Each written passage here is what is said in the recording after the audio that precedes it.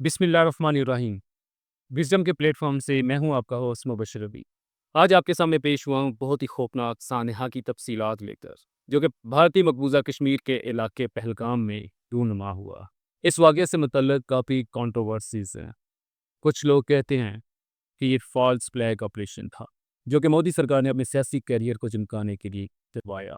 मज़ीद तफसीलात की जाने जाने से पहले मैं चाहता हूँ कि आप ये वीडियो क्लिप देखें।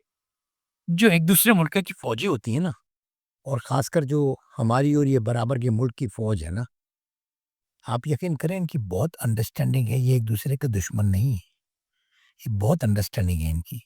मैं आपको एक छोटा सा वाक्य बताऊं। एक मेजर साहब ने, एक सिपाही ने आके मेजर साहब से कहा कि जी मुझे छुट्टी चाहिए। तो मेजर साहब ने कहा कि अच्छा तुम ऐसा करो कि जाने से पहले जो है अगर छुट्टी चाहिए ना तो सरहद पे उनके सरहद में घुस के ना किसी की गन छीन के ले आओ। तो उसने कहा जी फिर छुट्टी मिल जाएगी? बोला हाँ जी छुट्टी मिल जाएगी। वो गया और आधे घंटे बाद वापस आया और उसने इंडियन गन लाके पाँव में डाल दी। कहना ये देखिए गन आ गई। तो मेजर साहब ने कहा कि यार तू इतनी जल्दी ले आया छीन के? तो कहना हाँ इसमें क्या मसला है, जब उनको छुट्टी चाहिए होती है तो हम अपनी गन दे देते। इतनी इन लोगों की आपस में सेटिंग है। ये जो आपको मेजर साहब तड़ियां लगा रहे हैं ना, आपको पता है क्यों लगा रहे हैं? ये तड़ियां इसलिए लगा रहे हैं और डायरेक्ट तड़ियां चीफ साहब को लगा रहे हैं। ये डायरेक्ट तड़ियां चीफ साहब को लगा रहे हैं कि जाओ अपने चीफ को बोलो करे कुछ, करे कुछ, ताकि सारे पाकिस्तान के लोगों की हमदर्दियाँ चीफ साहब के लिए वापस आ जाए। जो खो चुके हैं ना वो सारी हमदर्दियाँ वापस आ जाएँ और हम सब चीफ साहब के साथ खड़े हो जाएँ कि बस हम हाज़िर हैं, बजाओ तराने नगमे और लड़ो। कोई जंग नहीं होगी, और होगी तो बहुत खतरनाक जंग होगी, मैं आपको बताऊँ। ये सब टोपी ड्रामा है, ये सब वही फार्म 47 का गेम जो चल रहा है ना, ये वही गेम है पूरा। अब ये बराबर के मुल्क से मदद ले लेगी ये बस। और ये मदद आपको पता है नवाज शरीफ की कितने अच्छे ताल्लुकात है मोदी से। जब नवाज शरीफ के ताल्लुकात हैं तो चीफ साहब के ताल्लुकात हो गए। एक ही बात है, इन लोगों को चाहिए इस टाइम कोई लिफ्ट अप, कि कोई इनको उठाए, क्योंकि अवाम में इनकी वैल्यू सिफर हो चुकी है। अब अपनी वैल्यू को उठाने के लिए ये एक एक तमाशा हो रहा है। दोनों तरफ के लोगों को एक जंग चाहिए। छोटी-मोटी मारेंगे, इधर-उधर से करेंगे। एक जंग इनको चाहिए। सुना आपने ये शख्स क्या कह रहा है? अब ये क्लिप और इस वक्त में लाल चौक पर हूं, यानी कश्मीर के दिल में, और इसी जगह से मैं पूछूंगा कश्मीरी आवाम से पाकिस्तान के लिए क्या है पैगाम। से लोकली है भाई साहब जी, क्या नाम है आप? रियाज़। रियाज आप क्या कहेंगे? सीधे सा सवाल सवाल है मेरा, पाकिस्तान को क्या जवाब? मतलब पाकिस्तान को इसमें इसके बारे में क्या जवाब देना है? वो इंडियन गवर्नमेंट जाने, पाकिस्तान जाने। मसला इस वक़्त पहलगाम पे है जो बेगुनाहों का कत्ल हुआ। हमारा मज़हब, हमारा नबी सल्लल्लाहु अलैहि वसल्लम, हमारा दीन इसके साथ नहीं है। बेगुनाह का कत्ल करना पूरे इंसानियत का कत्ल है। हमारा कहना ये बदला लिया जाए कि अब नहीं? किसका बदला मतलब? हाँ, उन 28 लोगों की हत्या हो गई, उनको बेरहमी से मार दिया, बदला ना लो? बिल्कुल, उनको यहाँ पे लटकाओ। कश्मीरी साथ है, जिन्होंने ये किया है, वो यहाँ का रहा है, एनआई है, इतनी सिक्योरिटी है, ठीक है? क्या पाकिस्तान का सही इलाज होना चाहिए मतलब पाकिस्तान का क्या इलाज? जिसमें पाकिस्तान का हाथ नहीं लगता? वो तो गवर्नमेंट जाने ना, वही तो मैं कह रहा हूँ, वो सिक्योरिटी का एनआई है, आपके पास इतनी सिक्योरिटी है, आप देखो किसने किया है। अगर इसमें पाकिस्तान मुलव्वस है तो वो इंडिया जाने, इंडिया करे पाकिस्तान के ऊपर। हम कश्मीरी क्यों इसमें पिसे? आप देख रहे हैं कि कश्मीरियों को कैसे पीटे जा रहे हैं कॉलेजेस में, हमारी बहनों को वहाँ मारा जो नहीं लगता पाकिस्तान का हाथ है? नहीं हम कैसे कह सकते हैं? मैं बड़े बड़े चिट्ठे निकल, मैं थोड़ी आतंकवादी कहाँ से आ गए? मतलब मैं समझा नहीं आप। मैं पाकिस्तान के रास्ते से ही आया हूँ। 2000 टूरिस्ट जहाँ पे बैठे थे, सिक्योरिटी का काम क्या बन रहा है? मैं एक लोकल पहलगाम जा रहा हूँ, मुझे 10 जगह उतारा जा रहा है चेकिंग के लिए। ये सवाल मुझसे नहीं, ये सवाल आप उनसे करिए कि आतंकवादी कहाँ से आए, सिक्योरिटी से करिए। आप सिक्योरिटी की बात कर रहे हैं, आप ये नहीं कह रहे कि पाकिस्तान पे कुछ होना चाहिए। नहीं मतलब पाक आप क्या कहेंगे भाई साहब? आपका क्या नाम है? मेरा नाम कामरान है। कामरान, मेरा सवाल बड़ा सीधा है।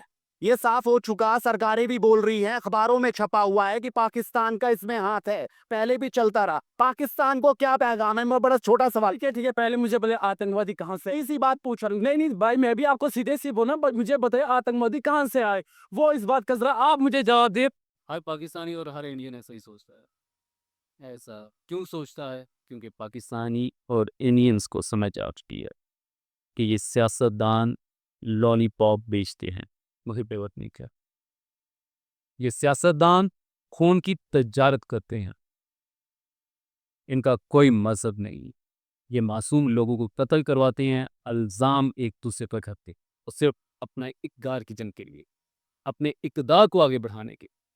मोदी सरकार, कौन नहीं जानता इसको? गुजरात का कसाई, मुसलमानों के गुजरात में कत्लेआम में, इसका नाम कई एफआईआर में दर्ज है। इंतहा पसंद हिंदू है ये, आरएसएस चलाता है, हिंदुत्व का दाई है। हिंदुत्व एक बहुत ही इंतहा पसंद तहरीक है, तो सिर्फ इंतहा पसंद हिंदुओं की तर्जमानी करती है और दहशत गर्दी करती है। ये बदनामे ज़माना शख्स आज प्राइम मिनिस्टर बना बैठा। बेशक इसके दौर में इंडिया ने माशी तरक्की की, लेकिन इसके दौर में जुल्म और जबर कितना हुआ है, मुसलमानों को किस तरह तबाह किया गया, मुसलमानों की इबादत की जगहों को कैसे शहीद और मस्मार किया गया, कैसे मकबूजा कश्मीर पर इसने कब्जा किया, कैसे मकबूजा कश्मीर का तशख़्ख़ुस इसने जबर के साथ ख़त्म किया और उसको अपनी तहरीर में लिया। सिर्फ ये नहीं, इंडिया में पाकिस्तान ने भी इससे मिलते जुलते लोग मौजूद, और वो भी अपने इक़्तिदार को आगे बढ़ाने के लिए मासूम लोगों का फ़ोन बहाने से तरेर नहीं करते। इनकी पकड़ तो होगी, बड़ी सख्त होगी। और अब कहता है कि पुछ की रस्सी मेरी दराज की हुई है, जब वो खींचेगा तो पता इनको भी चल जाएगा, पता पूरी दुनिया को चल जाएगा। आइए पहलगाम हादसे की जान। 26 मासूम लोगों का कत्ल, जिनमें एक मुसलमान भी है, एक क्रिश्चियन भी है, और बाकी मासूम भी थे।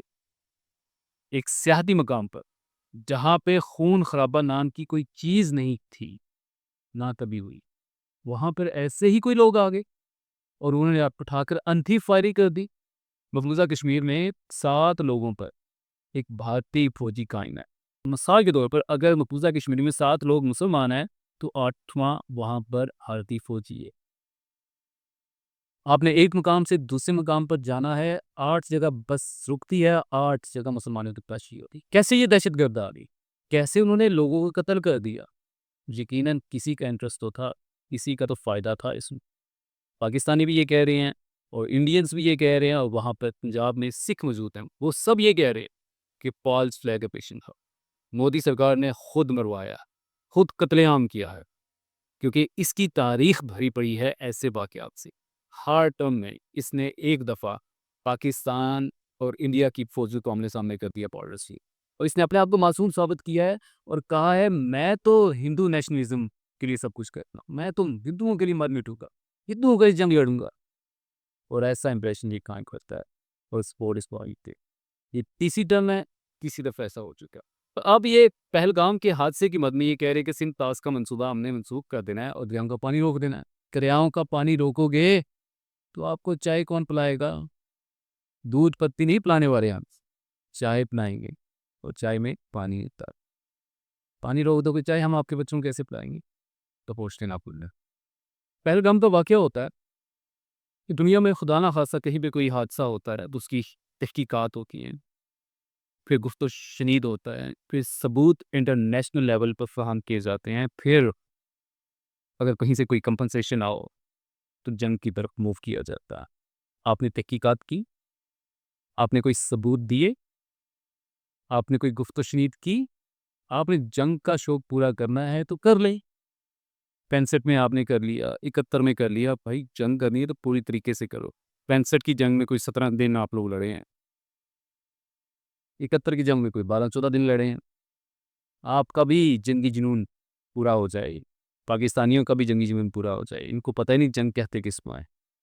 First world war, second world war, आज वो लोग जंग के नाम से भी कांपते हैं। मेरे अपने बच्चों की, माँओं की, बहनों की, बेटियों की, बीवियों की लाशों को उठाया, इवन पे लाशों को नहीं दी। आज उन्होंने अपने तमाम बॉर्डर्स को न्यूट्रल कर दिया, बॉर्डर्स ख़त्म कर दिए।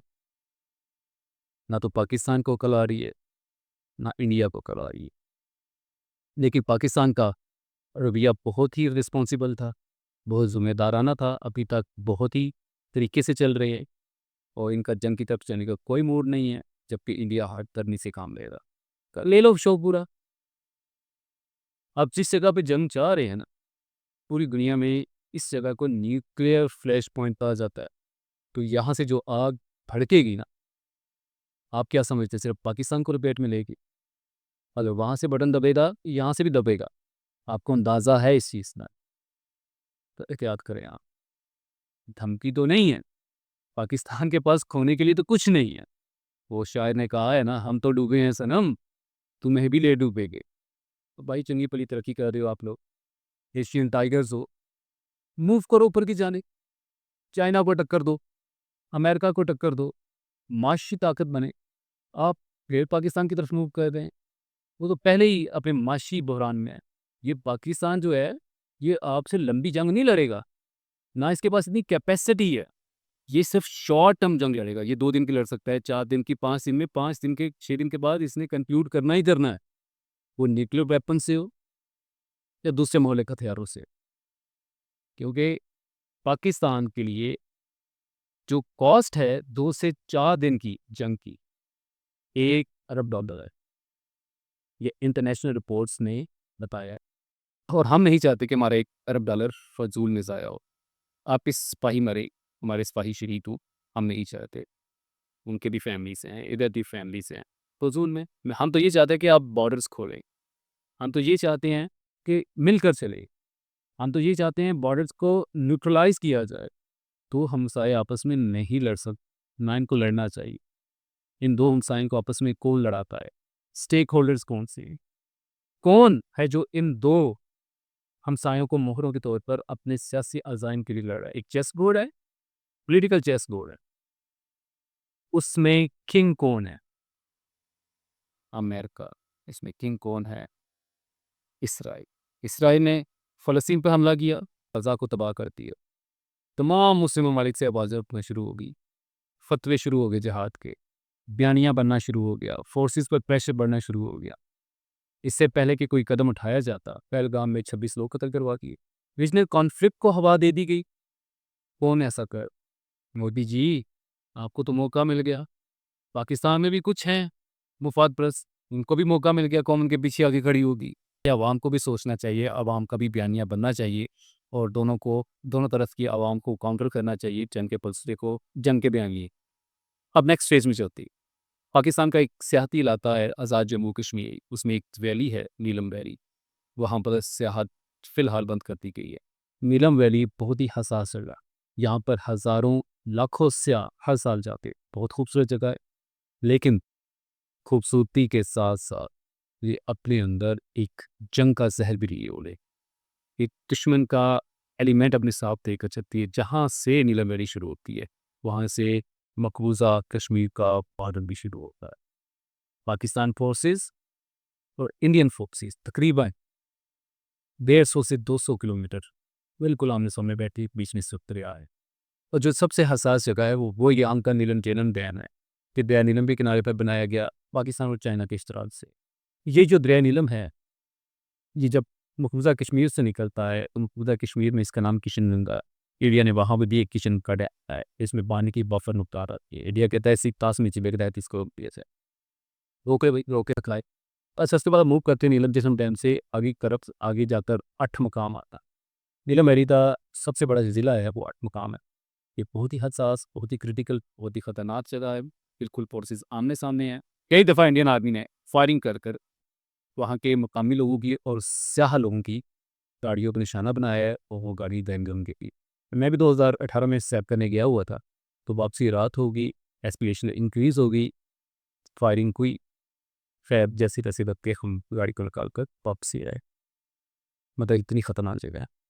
8 मुकाम से आप मूव करते हो तो कैरन आता है, कैरन और असल कुछ सामने है, इंडिया और पाकिस्तान का बीच में दरिया है। दरिया तकरीबन 30 फुट का होगा, दोनों पुरसी आमने सामने है, बहुत ही खूबसूरत लेकिन खौफनाक जगह।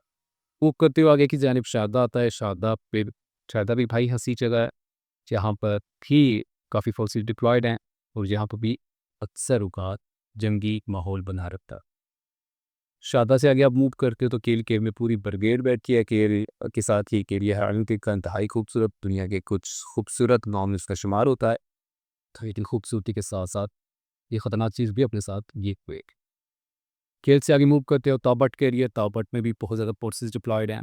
वहाँ पे भी पाकिस्तान आर्मी और इंडियन आर्मी सामने है। तब ये 150 से 200 किलोमीटर बहुत ही क्रिटिकल, बहुत ही खौफनाक एरिया। तो स्याहजाद से गुजारिश है कि वो एहतियात करे, इधर ना जाए, खुदा ना खास्ता जंग छिड़ती है। क्योंकि जंग के बारे में पेशन गोई की गई जब मैं बैठूँ कि 12 से 24 घंटों के दरमियान किसी भी वक्त भी टेंशन इंक्रीज हो सकती है। तो सब एहतियात से काम ले, ये तो नहीं बैठ चाहिए। अगर आपने जो प्लान बनाया है वो इसको पोस्टपोन कर। मैं फिर आखिर में ये आपसे कहूँगा कि दोनों ममालिक को होश के नाप बनने चाहिए कि जंग किसी के मफाद में नहीं है। अमेरिका ने जंग लड़ी है और तकरीबन जंग में 8,000 अरब डॉलर का नुकसान था और कई जाने ज़ाया भी, और जंग हार वक्त का निशान से पाकिस खाली हाथ अमेरिका लोग थे। पाकिस्तान ये जंग लड़ रहा है 25 सालों से वॉर ऑन टेरर के नाम से, और अभी तक इसकी जंग ख़त्म नहीं हुआ। तो इसके आर्मी का तजर्बा बहुत बढ़ गया। भारत को मुंह की खानी पड़ेगी अगर उसने इस तरह रुख किया। कुछ मजबूरियों की बिना पर पाकिस्तान आर्मी रुकी हुई है। ये भी पाकिस्तान आर्मी का हर जवान बहुत बहादुर है। कुछ लोगों से हमारे खिलाफात हैं, लेकिन इनकमी से भी हो सकती है। इंशाल्लाह वो जल्द ही ख़त्म हो जाएंगे और यही आर्मी इंशाल्लाह फ़लस्तीन को ये निकलेगी। हमें उम्मीद है, हमें यकीन है। अल्लाह हाफ़िज़।